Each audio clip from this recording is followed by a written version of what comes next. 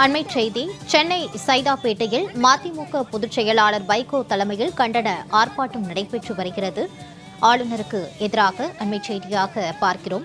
பிறப்புக்கும் எல்லா உயிர்க்கும் என்று எழுதிய திருவள்ளுவருக்கு காவி உடை அணிவித்த ஆளுநர் அர்லேக்கருக்கு எதிராக வைகோ தலைமையில் சென்னை சைதாப்பேட்டையில் கண்டன ஆர்ப்பாட்டம் நடைபெற்று வருகிறது.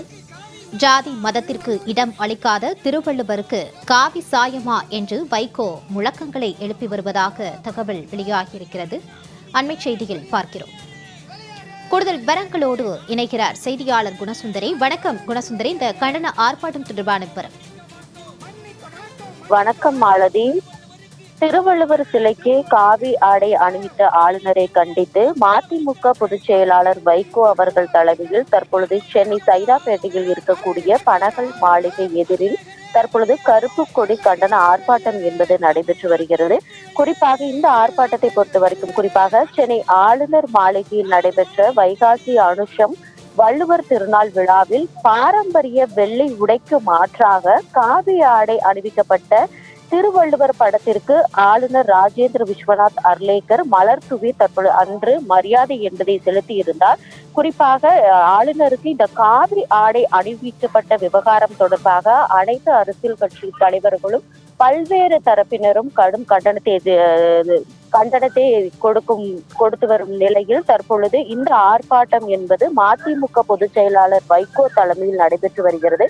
குறிப்பாக உலக பொதுமறை தந்த திருவள்ளுவரை ஒரு குறிப்பிட்ட மதத்திற்குள் சுருக்கி அவரை ஆளுநர் மாளிகையில் நிகழ்வில் சித்தரித்ததாக அரசியல் கட்சி தலைவர்கள் குற்றம் சாட்டியும் வருகின்றனர். குறிப்பாக திருவள்ளுவரை பொறுத்த வரைக்கும் மதம் இனம் கடந்து அனைவருக்கும் பொதுவானவர் என்றும் ஆளுநரின் இந்த செயல் தமிழர்களை இழிவுபடுத்தும் முயற்சி என்றும் சிபிஐ, சிபிஎம் மற்றும் பல்வேறு கட்சியினர் இதற்கு முன்னதாகவே பல்வேறு கண்டனங்களை தெரிவித்து அதே போன்று போராட்டங்களையும் நடத்தினர்.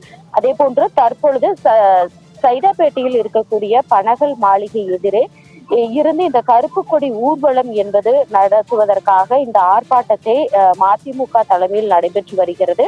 குறிப்பாக இந்த ஆர்ப்பாட்டத்தை பொறுத்த வரைக்கும் தற்பொழுது 100க்கும் மேற்பட்டோர் இந்த ஆர்ப்பாட்டத்தில் ஈடுபட்டிருக்கிறார்கள். குறிப்பாக இந்த ஆர்ப்பாட்டத்திற்கு காவல்துறையினர் 100க்கும் மேற்பட்டோரும் இங்கு குவிக்கப்பட்டிருக்கின்றனர். அதே போன்று 2 பேருந்துகள் கைது நடவடிக்கை மேற்கொள்ளப்படுவதற்காகவும் நிறுத்தி வைக்கப்பட்டிருக்கிறது. குறிப்பாக இந்த ஆர்ப்பாட்டத்தை பொறுத்த வரைக்கும் கருப்பு கொடி ஆர்ப்பாட்டத்தில் மதிமுக அவைத் தலைவர் ஆடிட்டர் அர்ஜுன்ராஜ் மற்றும் தீர்மான குழு செயலாளர் மணிவேந்தன், மதிமுக பொதுச் செயலாளர் வைகோ, அதே போன்று தற்போதைய மதிமுக சட்டமன்ற உறுப்பினர் ராஜேந்திரன், அதே போன்று மே 17ஆம் இயக்க ஒருங்கிணைப்பாளர் திருமுருகன் காந்தி மற்றும் கட்சி நிர்வாகிகள், தொண்டர்கள் என 100க்கும் மேற்பட்டோர்கள் இந்த ஆர்ப்பாட்டத்தில் கலந்து கொண்டு தங்களது கண்டனங்களை தற்பொழுது தெரிவித்து வருகிறார்கள். குறிப்பாக இந்த ஆர்ப்பாட்டத்தின் பொழுது அவர்கள் முன்வைக்கும் கோஷங்கள், முழக்கங்கள் என்னவென்று பார்த்தோமானால், திருவள்ளுவரை பொறுத்த வரைக்கும் அனைவருக்கும் பொதுவானவர், திருவள்ளுவரை மத அடையாளத்திற்குள் சுருக்கக்கூடாது, ஆளுநரை உடனடியாக வெளியேற வேண்டும், சாதி மதத்திற்கு இடமளிக்காத திருவள்ளுவருக்கு காவி சாயமா என்ற கேள்வியும் எழுப்பி வருகிறார்கள். அதே போன்று RSS சித்தாந்தத்தை அனுமதிக்க மாட்டோம் உள்ளிட்ட முழக்கங்களை எழுப்பி இந்த போராட்டங்களை தற்பொழுது முன்வைத்து வருகிறார்கள். குறிப்பாக தற்பொழுது இந்த ஆர்ப்பாட்டத்தின் எதிரொலியாக அந்த இடத்தில் காவல்துறையினர் பலத்த பாதுகாப்பு ஏற்பாடுகளை மேற்கொண்டு வருகிறார்கள்.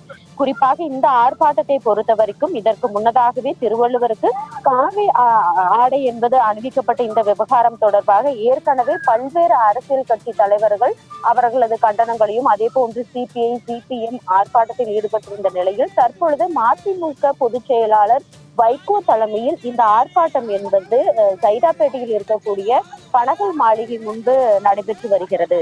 மாலதி.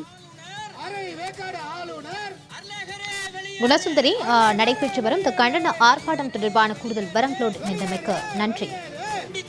கண்டிக்கிறோம். தற்காலிக ஆளுநர் அரை வேக்காடு அறையில் தள்ளுவதா